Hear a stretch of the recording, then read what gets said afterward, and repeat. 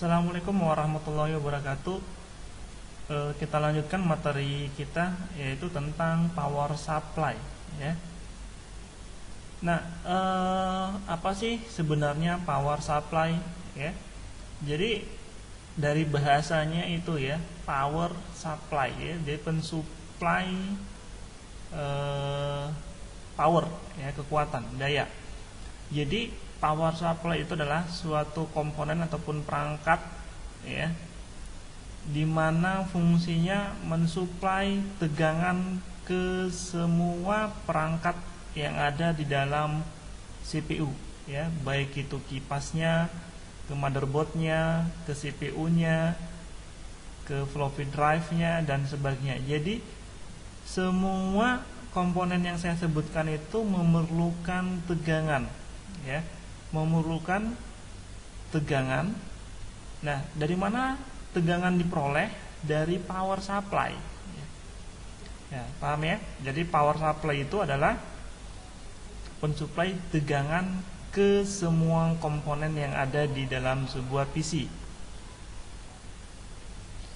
Nah, sebelum kita lebih jauh membahas tentang power supply, ya, saya kembali ke dasarnya dulu, ya. Apa itu arus, apa itu tegangan, ya. Arus dinyatakan dengan satuan ampere atau disingkat dengan A, ya. Jadi arus merupakan tingkat elektron yang dapat mengalir melewati suatu titik tertentu dalam 1 detik. Sementara tegangan, ya, disingkat dengan voltage, ya, merupakan berapa banyak, ya, tekanan yang mendorong elektron melalui sirkuit tertentu.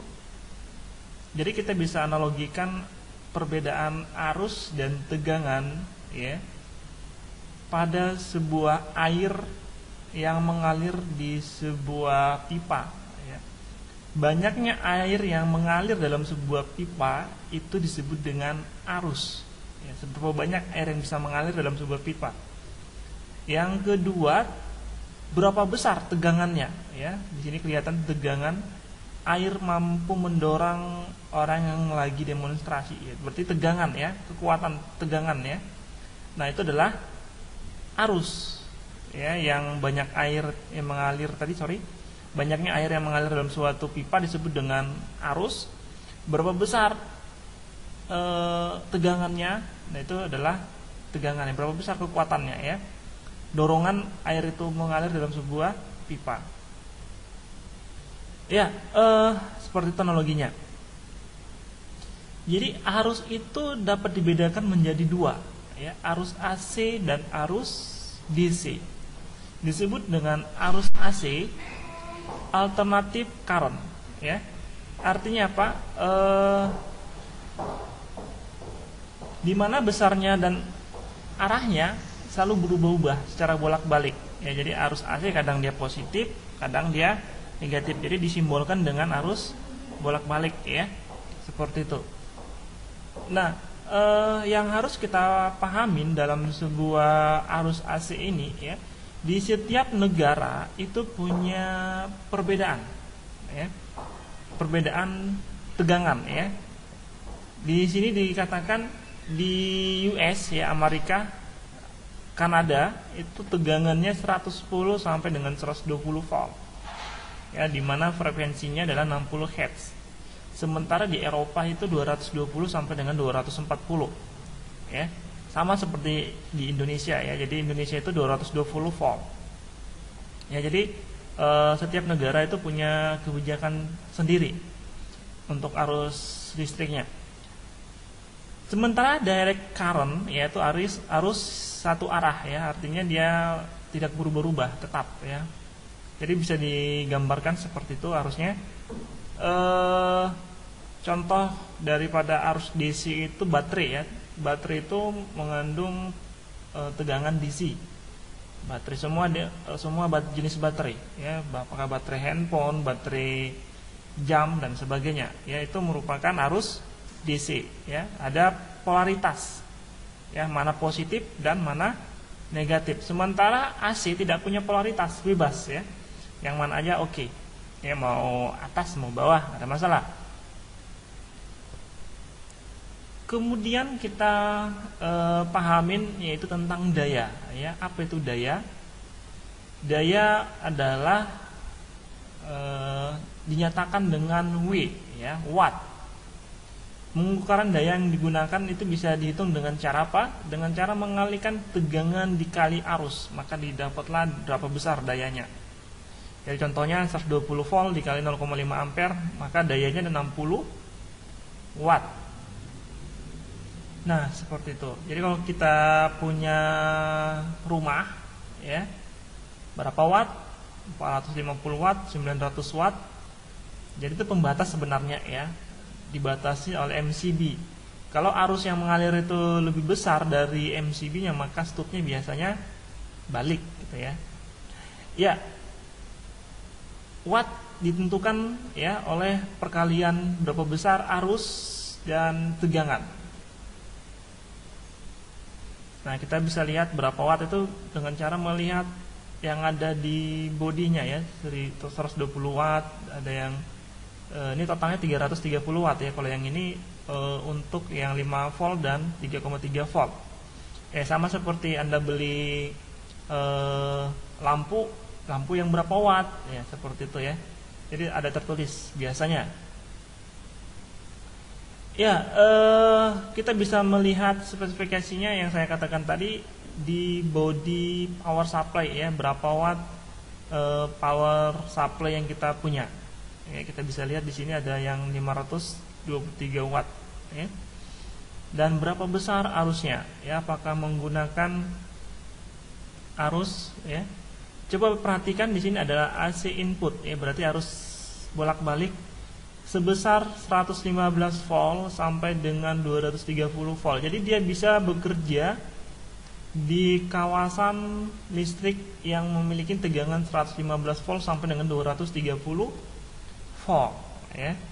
Nah, kalau perhatikan yang satu lagi, dia hanya bisa bekerja di power 100 sampai dengan 120 volt, ya, dan sampai dengan 200 sampai 240 volt untuk yang 2 ampere. Jadi ini boleh digunakan keduanya di negara manapun, ya, karena dia bisa bekerja di tegangan rendah dan tegangan tinggi, ya. Dalam hal ini 110 sampai dengan 240 volt.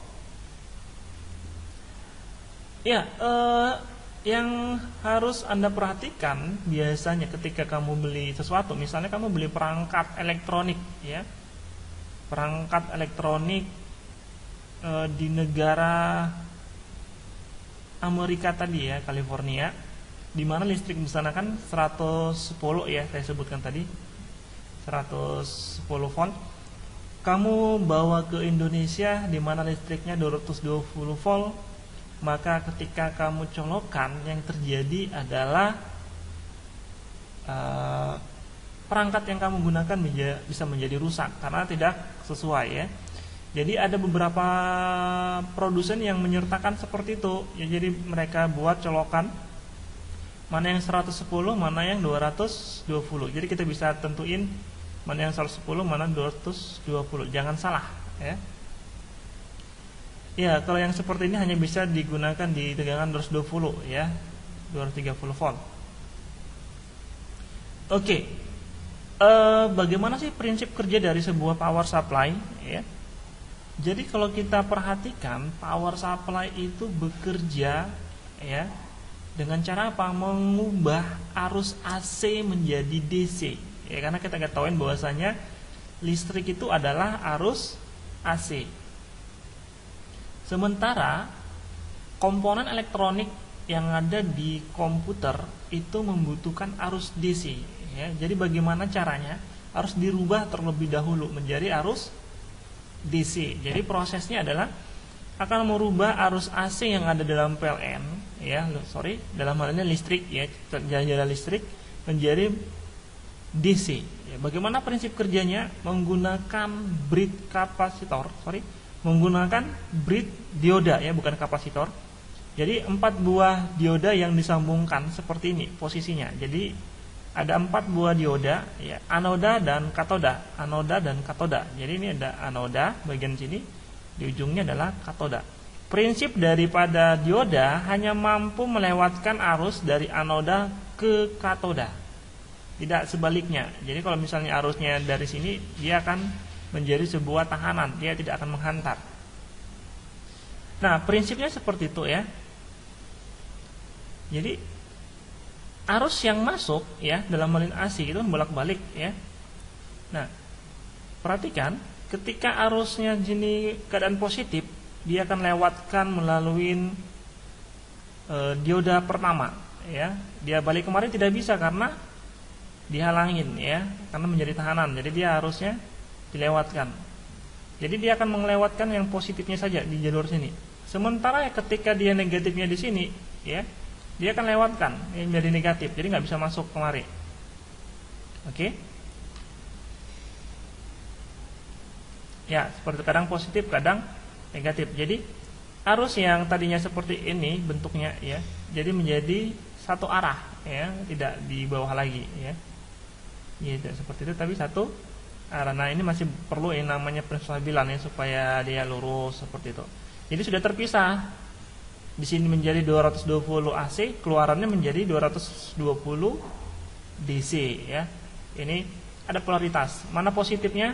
Ini positif, yang ini negatif. Ya, seperti sementara ini tidak ada polaritas. Ya, kadang dia positif, kadang dia negatif.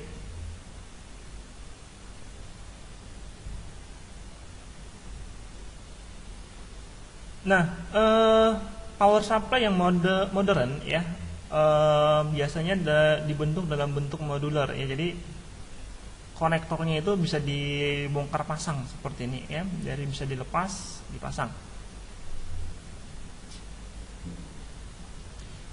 Nah, kita akan ngebahas selanjutnya tentang konektor yang ada di dalam sebuah power supply ya. Yang pertama ya, perhatikan sini banyak sekali konektor-konektor. Jadi ini disebut dengan konektor ya. Berapa banyak jumlah pinnya yang ada dalam konektor, nah itu bisa kita lihat di tiap-tiap konektor. Oke, yang pertama namanya motherboard power ya. Motherboard power itu ada 24 pin ya. Ada 24 pin. Nah, 24 pin ini ada yang 20 juga ada ya. Jadi dulu tuh masih 20 pin, sekarang sudah menjadi 24 ya. Boleh digunakan 20, boleh juga digunakan 24 pin. Artinya berapa banyaknya jumlah pin yang ada di sini ya. Ini 1 2 3 4 5 6 7 8 9 10 kali 2 20 pin ditambah 4 jadi 24. Nah, ini biasanya digunakan untuk mensuplai tegangan pada motherboard ya. Namanya juga sudah motherboard power. Ya, ini yang nantinya akan kita colokkan ke dalam sebuah motherboard ya. Nah, selanjutnya molek konektor ya. Molek konektor itu ada 4 ya, ada 4 pin. Nah, biasa digunakan untuk keperluan supply fan ya, kipas. Kemudian untuk CD-ROM, DVD-ROM ya, Blu-ray juga. Ya, seperti itu. Kemudian ada pin tambahan ya. Pin tambahan tadi yang fungsinya untuk motherboard juga ya, 4 pin biasanya. Yang terbaru untuk server biasanya itu ada yang 12 pin ya.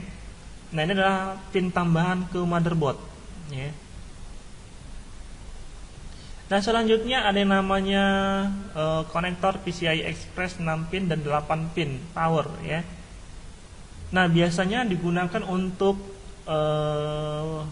VGA cut ya. Jadi tidak semua VGA cut sebenarnya ya.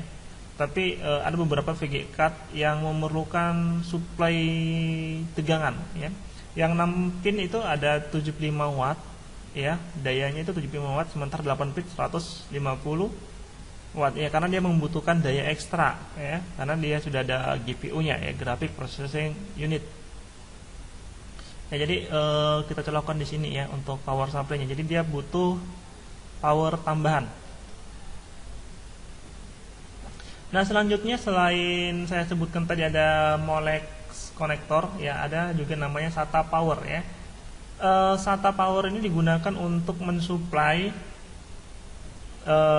konektor yang dalam bentuk SATA ya. Jadi misalnya di hard disk itu ada konektor SATA seperti ini. Ya, jadi dia butuh konektor. Jadi kalau misalnya Anda tidak punya konektor seperti ini, bisa digunakan konverter ya dari molek ke SATA. Boleh. Kemudian floppy drive power. Jadi floppy drive itu beda ya, agak beda dari yang lain karena dia punya perbedaan ya. Jadi khusus floppy drive itu bentuknya seperti ini. Ya, kita pasangkan untuk power daripada floppy drive. Tapi saat ini sudah jarang ya, tidak ada orang menyimpan dalam bentuk disket. Ya, sudah bentuk flash disk semua. Ya, untuk bisa mentesting power supply ya, kita bisa gunakan kabel ya ataupun sesuatu yang bisa menghantarkan ya. Dengan cara apa? Mensortkan kabel warna hijau dan warna hitam ya, seperti itu. Kita sortkan. Kemudian kipas akan bekerja ya, artinya kipas yang ada dalam sebuah fan ini bekerja. Jadi kita bisa mempekerjakan atau mengetahui kondisi bagus atau tidak dari sebuah power supply dengan cara mensortkan kabel hijau dan warna hitam ya, atau dengan cara mengukur ya. Kita bisa lihat berapa tegangannya di tiap-tiap pin. Nah,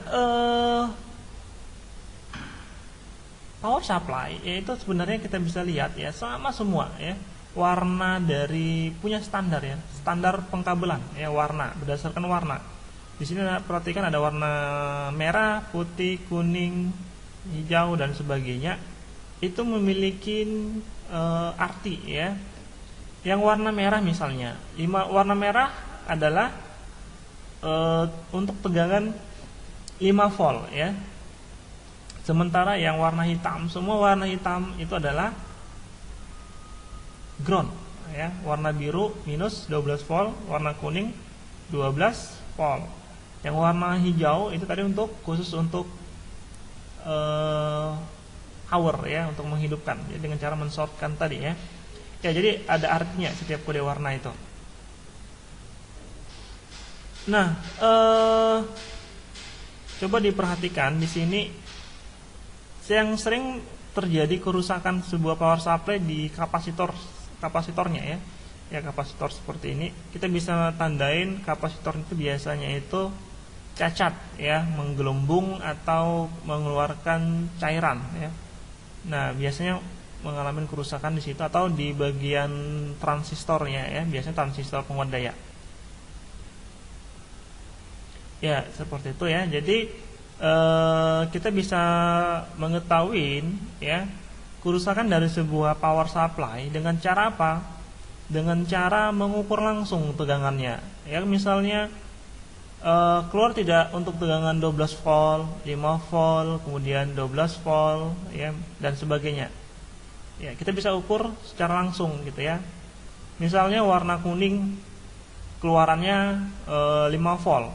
Kok bisa 5 volt? Seharusnya berapa volt? 12 volt, berarti ada penurunan. Ya, apa penyebabnya? Ya, kita harus cek setiap komponen-komponennya. Ya, jadi kita lakukan namanya lokalisasi.